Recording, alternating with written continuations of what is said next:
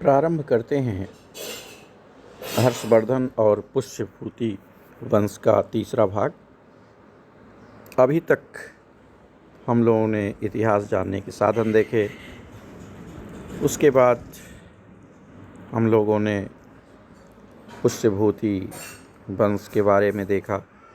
नरवर्धन, राजवर्धन, आदित्यवर्धन, प्रभाकर वर्धन, और फिर हम लोग राज्यवर्धन द्वितीय की चर्चा कर रहे थे। और राज्यवर्धन द्वितीय के बारे में हम लोगों ने देखा था कि वो अपनी बहनोई बहन के पति की हत्या का समाचार सुनकर के बहन के यहाँ जाता है और वहाँ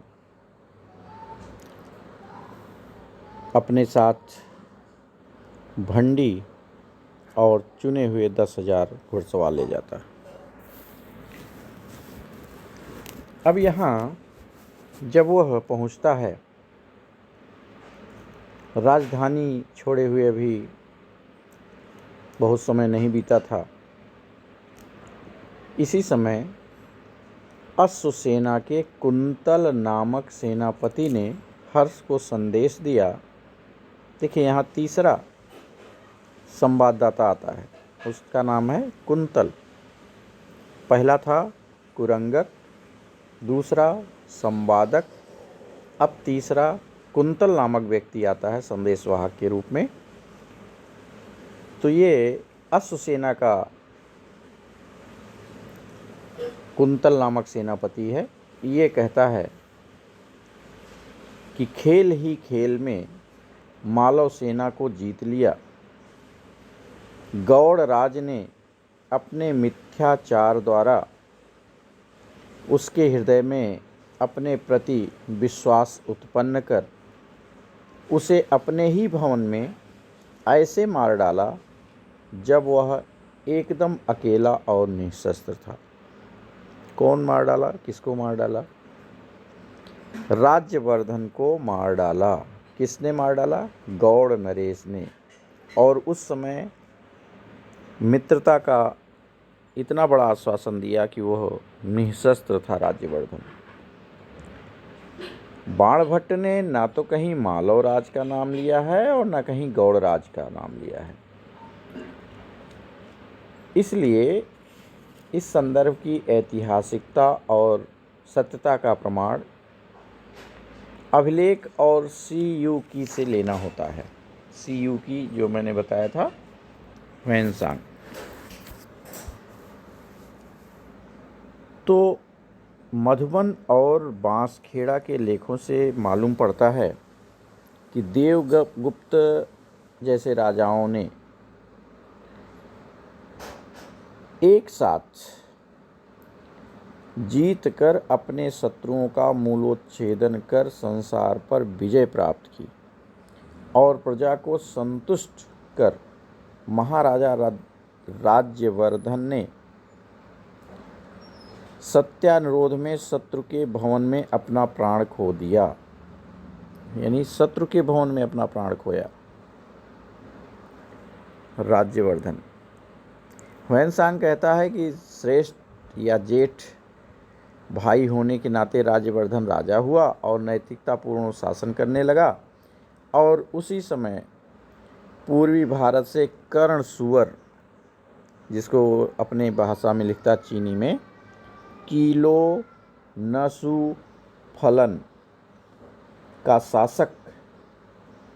शासक का नाम देता है शेषांग किया। आप यही समझें कि कर्ण सुवर्ण का शासक शशांक अपने मंत्रियों को संबोधित करके कहता है कि यदि सीमांत राज्य में कोई नीतियुक्त राजा हो तो वह अपने राज्य के लिए बुरी बात होती है। तत्पश्चात उसने राज्यवर्धन को अपने बीच बुलाकर मार डाला।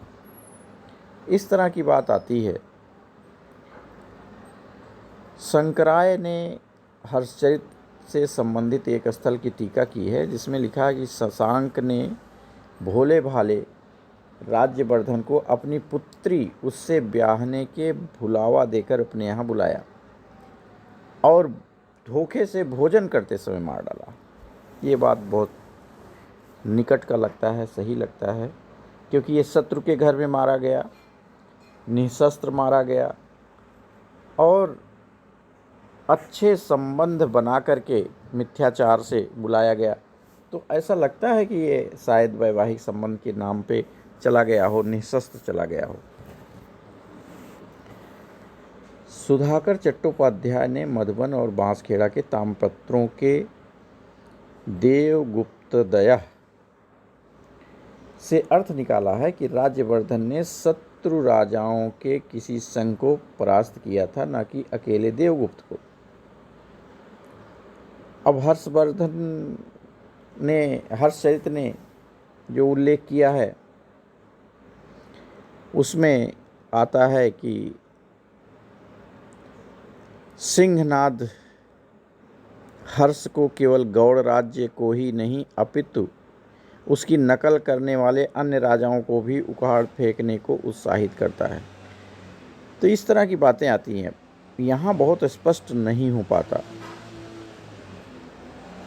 कि कौन सा व्यक्ति था जिसने मारा, कैसे मारा। ह्वेनसांग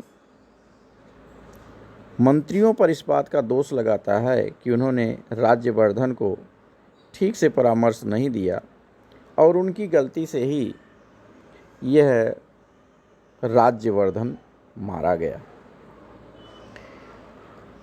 अब इसमें बहुत सारी बातें आती हैं कि कैसे मारा गया होगा, क्यों मारा गया होगा।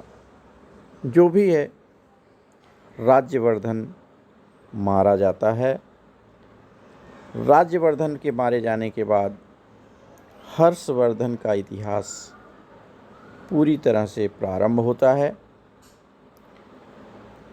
अब हम हर्षवर्धन के बारे में जानने की कोशिश करेंगे। अभी तक आपने उसके पूरे बैकग्राउंड को देख लिया, अब आप उसको आगे समझने में कोई दिक्कत नहीं होगी। हम इससे संबद्ध चर्चा अब अगले वीडियो में करेंगे। तब तक के लिए इस वीडियो को यहीं रोकते हैं। धन्यवाद।